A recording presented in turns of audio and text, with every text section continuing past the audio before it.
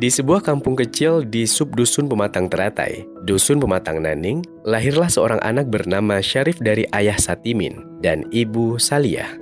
Ia tumbuh dalam keluarga yang sangat sederhana, namun menjadi seorang guru besar di bidang Al-Quran dan tafsir.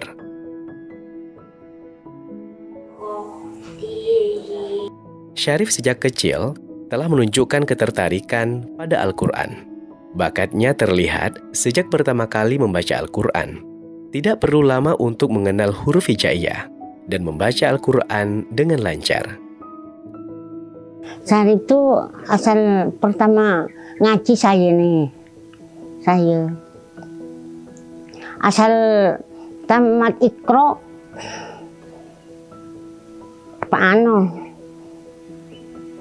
Pak Binda. Syarif ini memang orangnya memang betul-betul dari kecil memang cerdas, pintar. Bila seandainya malam ini saya ajari, tanyakan malam besok itu, ini sudah apa? Tak kurang dari 12 guru mengaji yang diikutinya. Selain mengaji, Syarif dikenal sebagai qori di kampungnya. Kalau senangannya belajar, alhamdulillah. Mulai itu guru di sini sekitaran Pak Sayyidin kedua, ketiga Pak Ayat yang meninggal kemarin tuh, keempat Pak Marhatib, kelima itu TRC, keenam Tok Maid, ketujuh Wan Muhammad, dan di sini itu sekitar 15 guru. Jadi saya sekarang dapat di sini, ini sekarang dia sudah pandai, sudah bisa memahami Al-Quran, panjang sudah tahu. Saya sarankan so pindah dengan Pak Hayat Syarif. Hal ini tak lepas dari peran sang ayah yang sangat tegas dalam mendidik Syarif. Kalau dia itu yang bersemangat. Kalau ngaji, saya tidak perlu lain, cuma ngaji sekolah. Kalau tidak sekolah, bisa pukul. Itu mana itu yang tidak lupa saya, tidak nakal. Jadi doa aja saya itu, dia ngaji.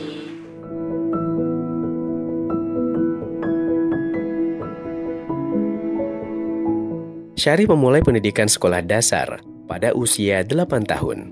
Hal ini disebabkan tidak ada sekolah di kampungnya.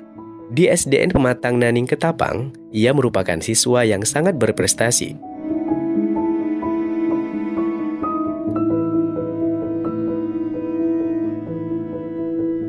Di luar waktu sekolah, Syarif juga sering membantu orang tuanya untuk merawat sapi. Dan seperti anak lainnya bermain bersama teman-temannya. Syarif itu cerdas, mulai kecil, kecerdasan. Tapi aku nih asal ngambil rumput ikut, sapi kepaya ikut, Syarif tuh ikut. Ke pasar aku nih, Jung berdua tuh ikut.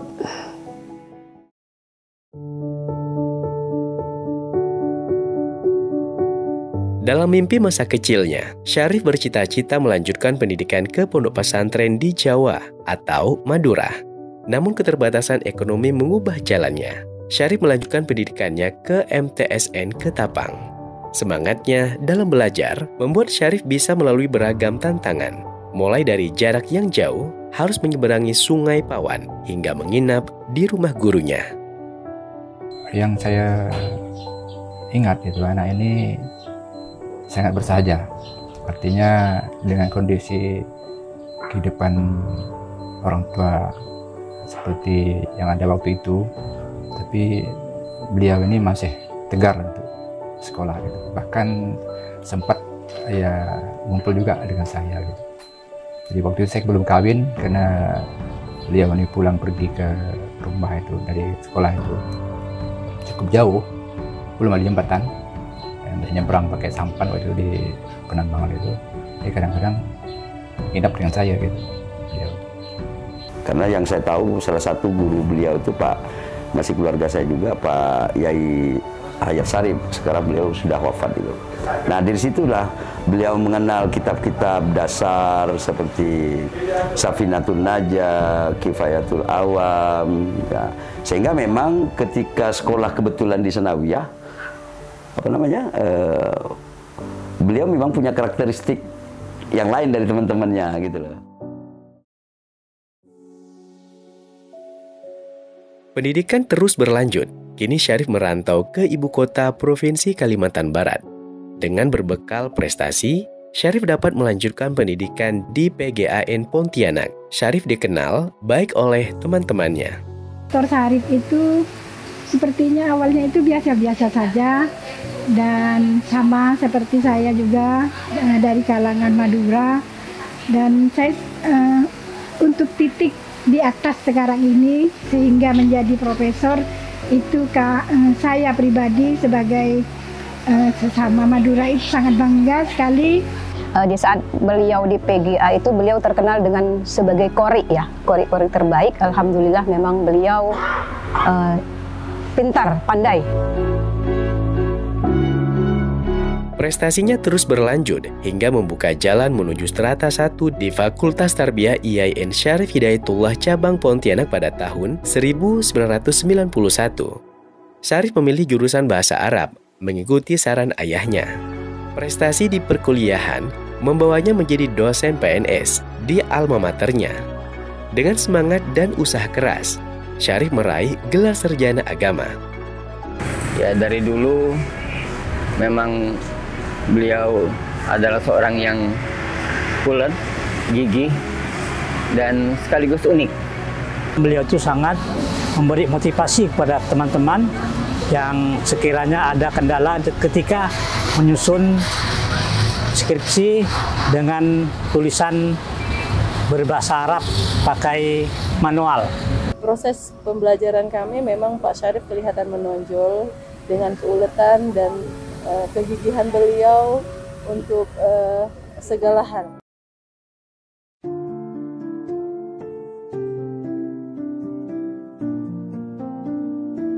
Dengan tekad yang kuat, Syarif melanjutkan studi S2 di program Pascasarjana UIN Syarif Hidayatullah Jakarta.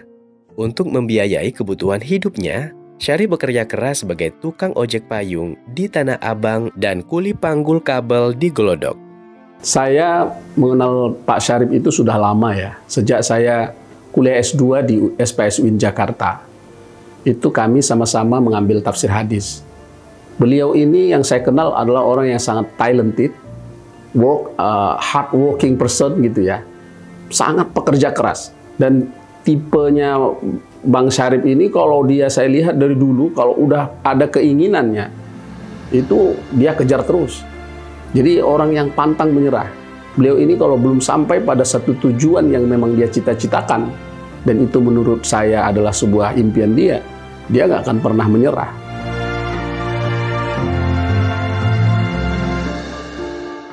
Setelah menyelesaikan S2, Syarif mendaftar sebagai peserta program doktor jurusan tafsir hadis. Meski kondisi ekonominya sulit, dia tetap berjuang dan akhirnya meraih gelar doktor pada tahun 2009. Saya mengenal beliau sejak kita sama-sama studi di Pascasarjana UIN Syarif Hidayatullah Jakarta, di mana beliau sebagai ketua dan saya sebagai sekretaris perhimpunan atau Persatuan Mahasiswa Pascasarjana UIN Syarif Hidayatullah Jakarta. Cak Syarif itu yang biasa saya panggil, dia penuh dedikasi dan tak mudah menyerah dalam segala hal. Karena itu maka jiwa kepemimpinan yang ada pada beliau sudah mengemuka sejak dia masih mahasiswa.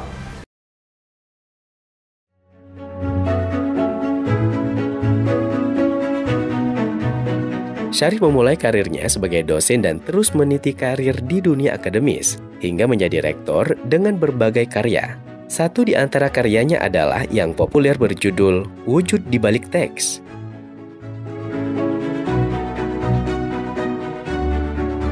Selain aktif di dunia akademis, Syarif juga seorang aktivis.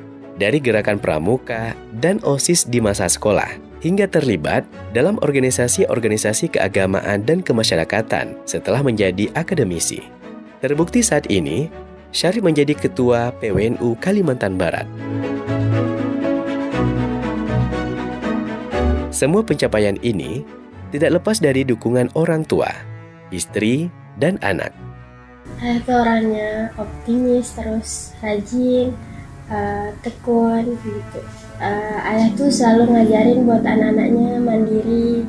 Ayah selalu kuat di depan kita dan ayah selalu ngusahain apapun itu untuk anaknya. Itu baik, sering ajak Jaki jalan-jalan, sering ngajak main, sering beliin mainan. Dari seorang anak kampung yang tumbuh dalam kesederhanaan, Profesor Dr. Haji Syarif SAG MA kini menjadi Rektor IAIN Pontianak hingga periode kedua.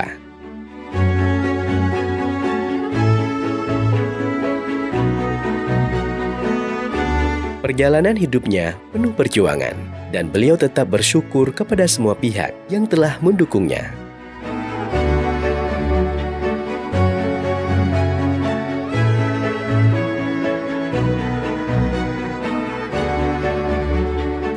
Mudah-mudahan panjang umur sampai tua aku, gitu saya yang minta dengan anak saya itu. Alhamdulillah sekarang saya syukur Syarif sudah jadi seorang profesor, doktor. Mudah-mudahan ke depan dia makin tambah baik. Mudah-mudahan tidak ada rintangan, jangan dihadapi dia itu. Mudah-mudahan cepat diselesaikan. Betul ya. Dan harapan saya, anak satu-satunya 9 anak itu cuma dia dah. Kami anak-anak Ayah Syarif bangga akan kerja keras dan ketekunan Ayah hingga dapat gelar guru besar di bidang Al-Quran dan tafsir. Semangat dan sehat selalu Ayah. Kami semua sayang Ayah.